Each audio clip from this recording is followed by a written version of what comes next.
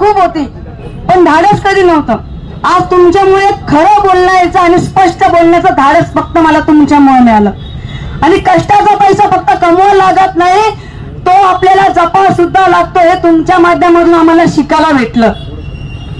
आणि हा कष्टाचा पैसा काढताना फक्त रडावं लागत नाही, लढायला सुद्धा लागतं. हे आज फक्त साहेबांमुळे भेटलं.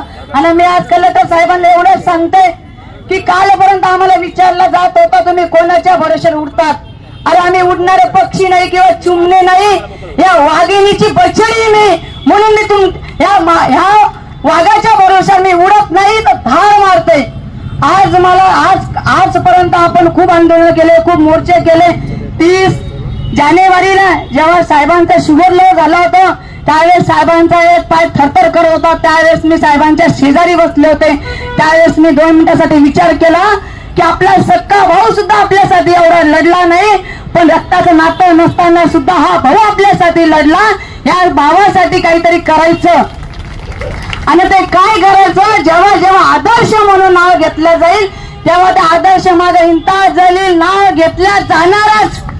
कालपर्यंत म्हणलं जात होतं जब तक सूरज चांद रहेगा गांधी जी तेरा नाम रहेगा.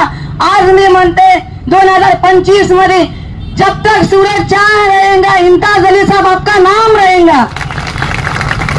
कारण साहेबांचं नाव याला कोणाची ओळख लागत नाही, त्याला कर्तृत्व लागतं. आज फार खरंच खूप दुर्दैव आहे की जे शिकलेले नाही ते पदावर जाऊन बसले आणि जे शिकून अभ्यास करून त्यांना पदासाठी लढावं लागतं. अरे तुम्हाला लाज वाटली नाही का साहेबावर गुन्हा दाखल करताना? तुम्ही गुन्हा दाखल केला कशासाठी? 500 साठी. अरे 500 साठी गुन्हा दाखल करायचा असता तर माझ्याकडे यायचं असतं, 5 लाख दिले असते.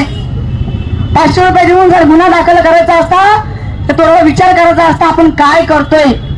आज आम्ही फक्त आमच्या पैशासाठी नाही साहेब, आज आमचा स्वाभिमान सुद्धा इथं धाव लागलेला आहे. कष्टाचा पैसा मागासाठी आम्हाला भीक मागावं लागतीये. ही लाचारता आहे आजच्याची. अरे सत्तेधारीमध्ये लोक बसताना एकच सांगायचंय, सत्ता ही गोरगरिबाकडून मिळवली जाती आणि त्याचा गोरगरिबांना न्याय मिळवून द्यावा लागतो. त्याचा श्रीमंतासाठी वापर केला जात नाही. आज हा सत्तेचा वापर तुम्ही फक्त श्रीमंतासाठी केला जातो.